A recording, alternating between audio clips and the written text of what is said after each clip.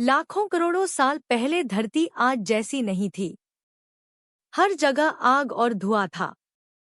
ज्वालामुखी फटते रहते, लावा बहता था। आसमान पर बिजली कड़कती, गरजते बादल बरसते रहते। धीरे धीरे धरती ठंडी हुई।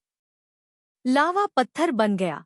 बारिश का पानी धरती की गहराइयों में जमा हो गया और समुद्र बन गए।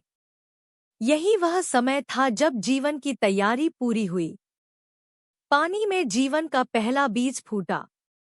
छोटे छोटे सूक्ष्म जीव बने जो सिर्फ एक ही कोशिका से बने थे।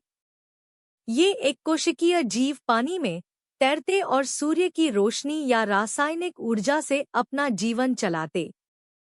करोड़ों सालों तक यही सूक्ष्म जीवन चलता रहा। फिर बदलाव शुरू हुआ। कुछ जीव एक दूसरे से जुड़ने लगे और बहुकोशिकीय मल्टीसेल्युलर जीव बन गए। इन जीवों के शरीर में विशेष हिस्से बनने लगे, कुछ चलने के लिए, कुछ भोजन बनाने के लिए और कुछ सुरक्षा के लिए। समय बीतने के साथ ये बहुकोशिकीय जीव बड़े और जटिल होते गए। कुछ ने पानी में तेज तैरने के लिए पंख जैसे अंग बना लिए। कुछ ने अपने शरीर पर कठोर खोल बना लिया ताकि दूसरे जीवों से बच सकें। विकास की यह यात्रा आगे बढ़ती रही जब तक कि धरती का माहौल बदला और कुछ जीव पानी से बाहर निकलकर सूखी जमीन पर सांस लेने लगे। उनके शरीर में फेफड़े बने जो हवा से सांस ले सकते थे। यह जीवन का पानी से धरती पर आने का पहला कदम था। धरती पर आने वाले ये जीव शुरू में छोटे और नर्म शरीर वाले थे। वे दूर तक नहीं जा सकते थे, लेकिन विकास ने उन्हें बदला। कुछ ने ऐसे अंडे देना शुरू किए जिनका कठोर खोल होता था ताकि उनके बच्चे पानी के बिना भी जीवित रह सकें।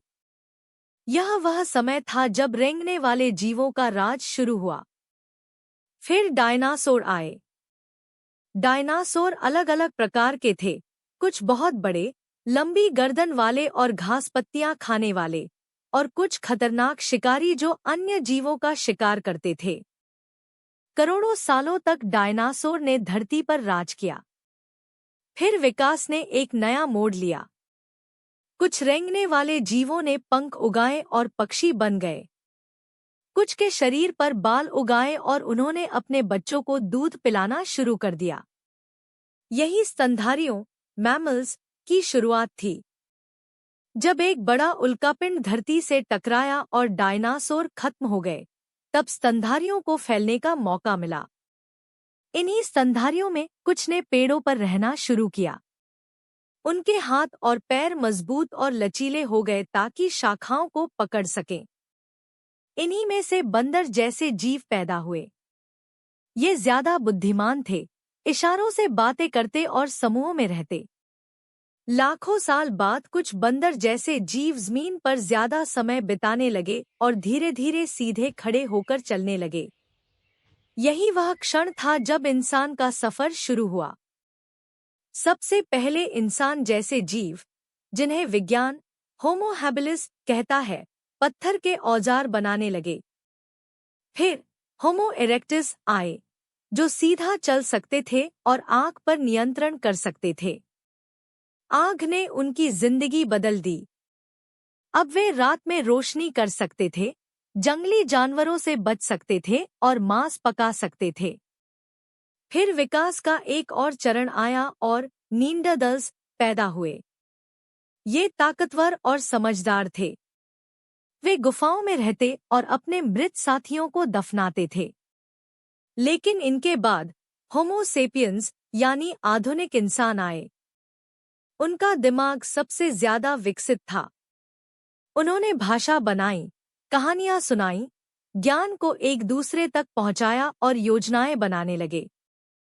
इन इंसानों ने गांव बसाए, खेती शुरू की और जानवर पालने लगे। उन्होंने खेतों में अनाज उगाया और अपना भोजन खुद पैदा किया। इसके बाद उन्होंने धातुएं खोजी, पहिया बनाया और शहरों की नींव रखी। सभ्यता का जन्म हुआ, लिखाई शुरू हुई और ज्ञान व दर्शन का विकास हुआ। यह यात्रा जो समुद्र के एक छोटे से जीव से शुरू हुई थी, आज अंतरिक्ष तक पहुंच चुकी है।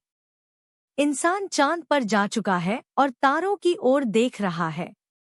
लेकिन विकास अभी भी रुका नहीं है। हमारा शरीर और दिमाग आज भी बदल रहा है।